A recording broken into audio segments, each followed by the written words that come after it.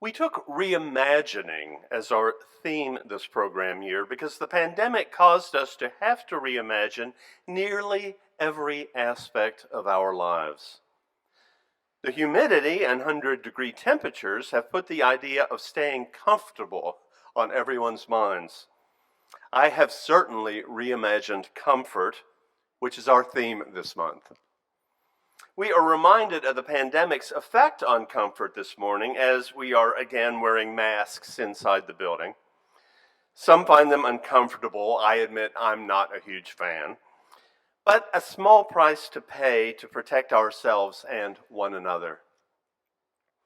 As the pandemic went from weeks to months, my desire to fully clothe myself in presentable garments plummeted.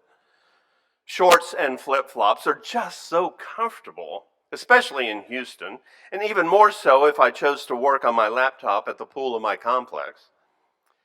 This practice became so ingrained that I found myself putting on a dress shirt, tie, and jacket to preach, still wearing shorts and flip-flops. You never saw my bottom half when we recorded these services for YouTube. I'm still prone to wear shorts to the office on days I don't have a meeting scheduled. I mean, we're hitting 100 degrees in the first half of June. I was the guy who wore business casual at seminary, while the students half my age wore shorts and sandals to class. So to say that the pandemic has caused me to reimagine and reevaluate my attitude toward comfort is an understatement. I guess I also reimagined my relationship with comfort food during the pandemic. I learned some new ways of thinking about eating and dropped a few pounds. But what exactly are we talking about when we talk about comfort? Comfort is generally thought of as a sense of physical or psychological ease or contentment. Certainly, I'm physically at ease in my shorts and flip-flops, and big comfortable chairs to watch TV are popular. Psychological ease speaks to the dictionary definition of the verb comfort, which is to soothe, console, or reassure. If you were to, as I have, Google comfort poems, you would see they are about reassuring those who are sick or consoling those who have suffered a loss. Those who study such things have identified a few universal themes associated with physical comfort. Contact comfort is the satisfaction with someone's touch, like a mother's embrace, which is essential to a child's development. How many of us didn't realize how much we enjoyed the hugs we received from family and friends until we couldn't get them during COVID? How many stories did we see on the news of grandparents being able to finally hug their grandkids after more than a year apart? The other themes I've already mentioned earlier: clothing comfort, which encompasses aesthetic, tactile, thermal, moisture, and pressure comfort. Comfort foods, so often associated with what we ate as a kid and have fond memories of and associations with. And of course, being in Houston, thermal comfort, the satisfaction, or in our case, dissatisfaction, with the ambient air temperature and humidity. Many of the things I've said so far might lead someone to think there are no negative aspects to comfort. But nothing is totally positive. I've heard rumors there are even those who dislike pizza or ice cream. We've all been tempted to not create an uncomfortable situation by raising concerns or standing up for the right thing. It always seems those standing up for the wrong thing are never as concerned with creating an uncomfortable situation.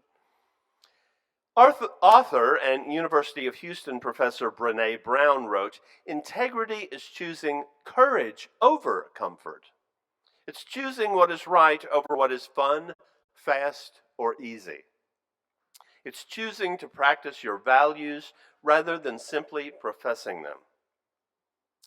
Then there's the dreaded comfort zone, that psychological state where we are totally not stressed because things feel familiar and we feel in control. Well, What could be wrong with that? After all, we read that in the comfort zone, a steady level of performance is possible. Well, what is wrong with that is, as the old adage tells us, if it doesn't challenge you, it doesn't change you. Many inspirational writers and speakers have told us something along the lines of, you never change your life until you step out of your comfort zone. Or change begins at the end of your comfort zone. One of my concerns with those religions that are focused on the afterlife is, it seems to me at least, once they check off the boxes of what they need to do to get to heaven, there isn't a lot of growth warranted. In fact, any change might be seen as backsliding, a word I heard bandied about in my youth.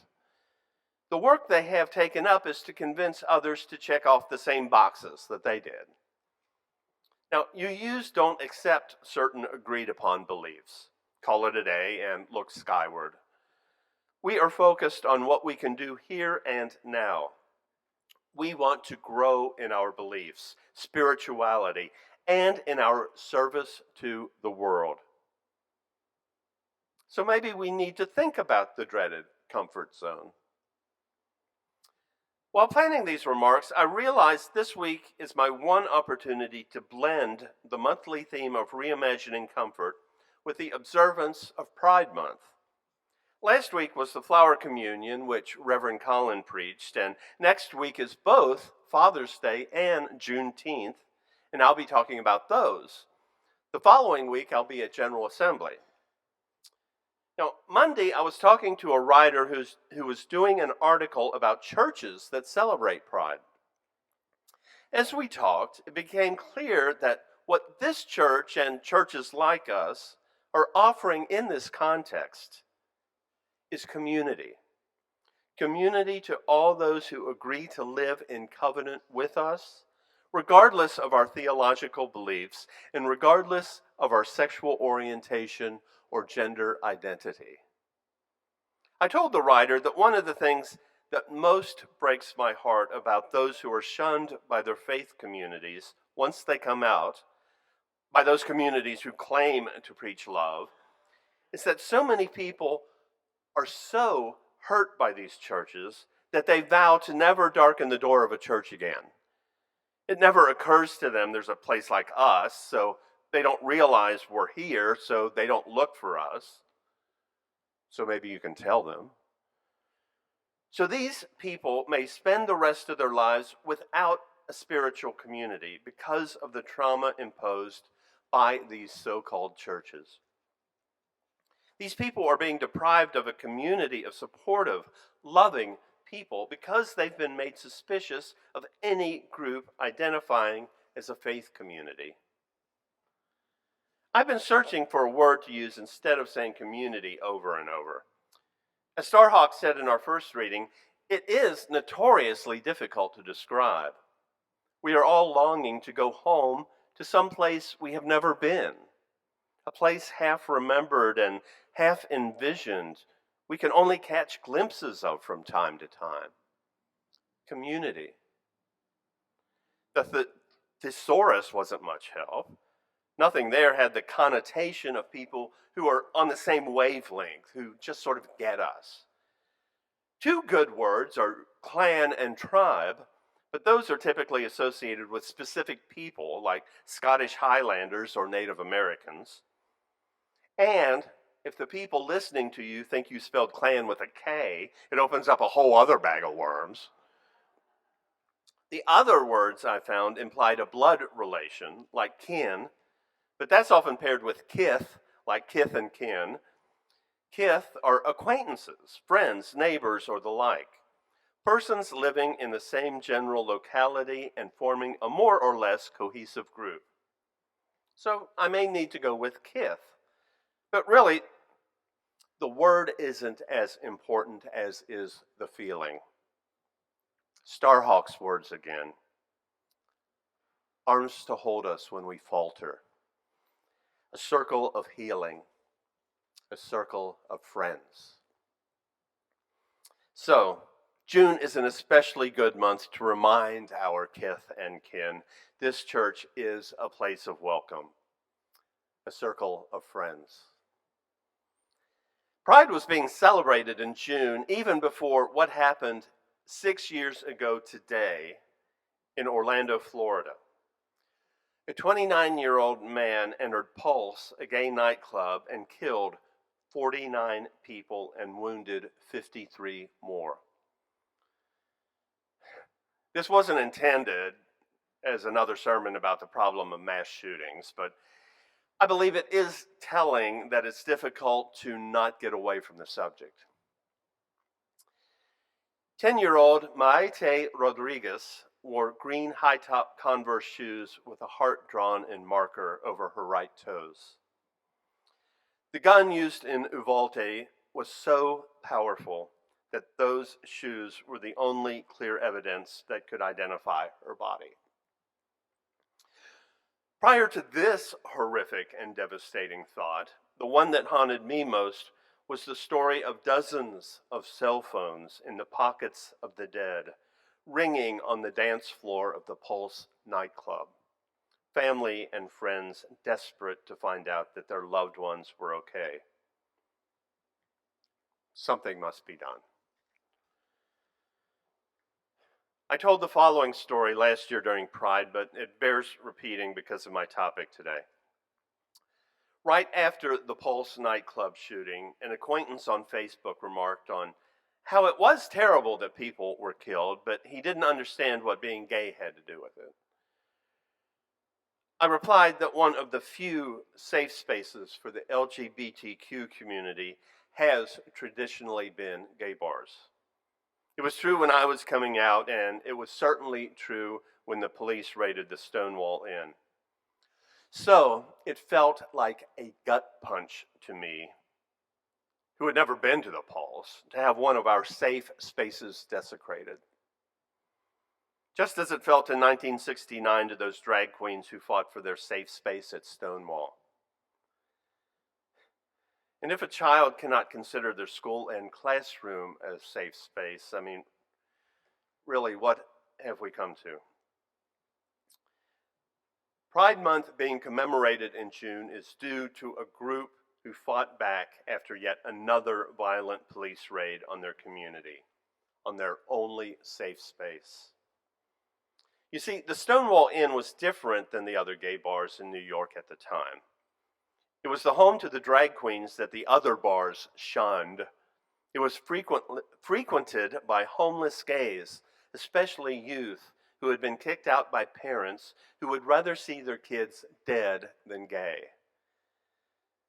They were too young to get into other bars that checked ID. Some of the 20-something homeless gays had been thrown out of school or the military for being gay and couldn't face the prospect of going home. The admission price to get into the Stonewall was only $3. Even someone with no home and only the clothes on their back could panhandle or shoplift $3. Once inside, they could stay inside, out of the summer heat or winter's cold, all night. This saved them from spending the night in a doorway or getting arrested as vagrants. This space is where they were comfortable. This was home. This was their kith, their tribe, their community. To again paraphrase our first reading by Starhawk, these were the people to whom they could speak with passion without having the words catch in their throats. The circle of hands that opened to receive them, the eyes that lit up as they entered. The voices that celebrated when they came into their own power. Community means strength that joins our strength to do the work that needs to be done. So, when the police raided the bar in the early morning hours of June 28, 1969, they fought back when the police became violent. The Stonewall riots were the watershed event that sparked the 20th century fight for LGBTQ rights in the United States. What these young gays and drag queens did at Stonewall made me realize something important. As I was writing this sermon, I came to realize that to move outside our comfort zone, to grow ourselves, and maybe even to make big changes in the world, it really helps to first have a community where we're comfortable. Ironically, that place of comfort and community gives us the strength to shed the fear holding us back and move out of our comfort zone. Because those in our community are supporting us and have our backs as we move beyond the fear. I imagine that none of those drag queens or homeless youth would have been able to move beyond their fear to stand up to the police on their own. But in community, they were able to stand shoulder to shoulder, t-shirt to beaded gown, and fight for the only place that felt like any semblance of home to them. Community means strength that joins our strength to do the work that needs to be done. We here can be your community of strength to join with your strength to do the work that needs to be done. Working toward beloved community where no one is outcast because of who they are or who they love. Working toward making safe spaces truly safe against gun violence. To stand shoulder to shoulder and yellow t-shirt to beaded gown to eradicate prejudice through education and teach that love is a human right. We are here to be your kith, your tribe, your clan with a C. We can be your community of comfort where you can move out of your comfort zone to grow personally and to grow spiritually. We can be the arms to hold you when you falter. A circle of healing. A circle of friends. Someplace where we can be free. Amen.